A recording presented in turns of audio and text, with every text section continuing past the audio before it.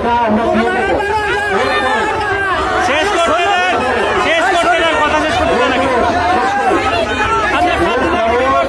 আমরা ঈদের পরে ছুটির পরে অফিস খুলবো 6 তারিখ। আমি 8 তারিখে এই 3 জন নিয়ে আমি সব পক্ষকে না করবো। 8 তারিখ থেকে আমরা আপনাদের পারমানেন্ট সমাধান, সেই পারমানেন্ট সমাধানটা কি এই ফ্যাক্টরি কি চলবে না এই ফ্যাক্টরি খারাপ হবে না এই ফ্যাক্টরি পুরো বন্ধ করে দিয়ে আপনাদের সমস্ত জমা করাটা কার্টিসের রিপোর্ট দেওয়া হবে, সেই সিদ্ধান্ত নেওয়া হবে তখন। আপাতত মেশিনপত্র বিক্রি করে মালিকের যে প্রতিনিধি আছে সাহেব সহ আমাদের হেফাজতে আছে, সেখানে বসে আপনার মেশিন বিক্রি করে আপনাদের পরিশোধ করা হবে। আমাদের অতিথি আমার জানা আছে, বাইরে যদি আপনাদের কোনো বক্তব্য থাকে সেই বক্তব্য অনেক কিছু থাকে, কিন্তু একটা ঠিক যে আমরা সবকিছু সমাধান করেছি। লাস্টে সেই পিএনজে এটা আজকে প্রায় 3.5 ঘন্টা মিটিং করে আমরা করেছি। আশা করবো আপনারা আপনাদের যারা শ্রমিকরা সেখানে উপস্থিত ছিলেন, সমস্ত সেখানে বসে আমরা সহায়তা করছি। আমি আশা করবো আপনারা এটা মেনে নেবেন এবং আমি আপনাদের কথা দিচ্ছি, আমি শ্রম সচিব হিসেবে সরকারের পক্ষ থেকে আমি আপনাদের কথা দিচ্ছি, আমরা 8 তারিখে বসে যেটা আছে সবকিছু যেটা আছে সেটা সরকারি বলি বা বিস্ফোটি সেগুলো আমরা তাহলে কি হবে?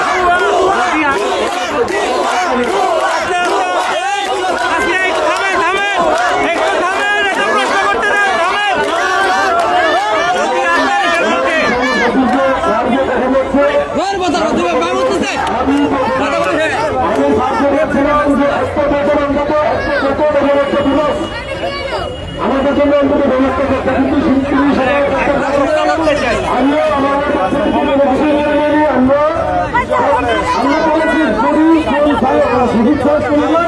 তাহলে আমরা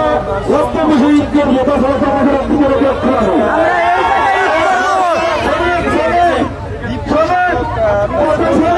অবস্থান নিয়েছেন তার গাড়িটি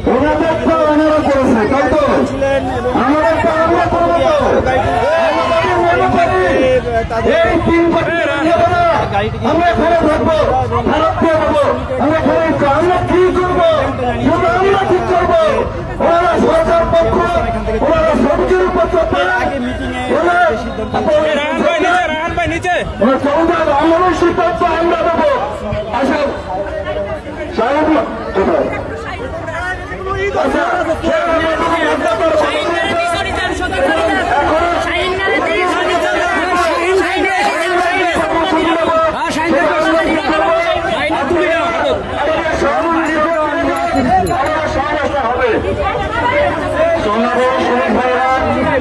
দর্শক আমরা যেমন দেখতে পাচ্ছি সচিবের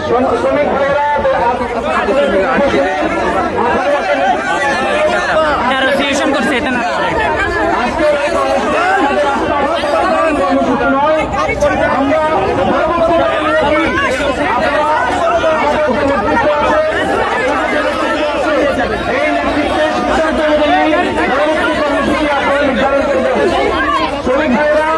আপনাদের যে নেতৃত্ব আছে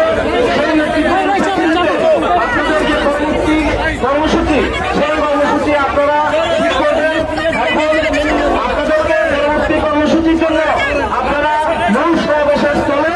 আমাদের সেনাবাহিনীর যে মূল গেট সেই গেটে যাওয়ার জন্য আহ্বান জানাচ্ছি। আমি সবাইকে মূল গেটে যাওয়ার আহ্বান জানাচ্ছি।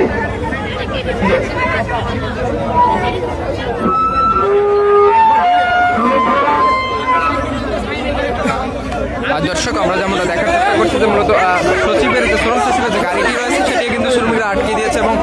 আমরা যেমনটা দেখছি যে মূলত তাতে প্রথম অবস্থায় 1 কোটি টাকা দেওয়ার কথা হলে পরবর্তীতে যখন প্রথম অবস্থায় আবার গাড়িটি আটকে দেওয়া হয় এবং তারপরে আবার যে সিদ্ধান্ত নেওয়া হয় সেই সিদ্ধান্ত কিন্তু শ্রমিকরা মূলত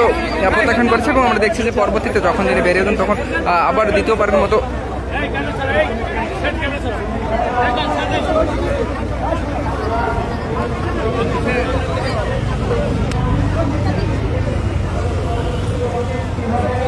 সেটা আপনাদের নেতৃবৃন্দ এখানে আলাপ আলোচনার মধ্য দিয়ে আপনাদেরকে জানাবেন।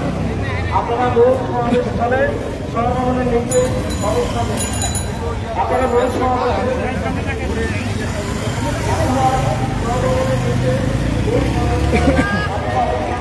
দর্শক, এতক্ষণ আমরা যেমনটা দেখতেছিলাম যে মূলত প্রথম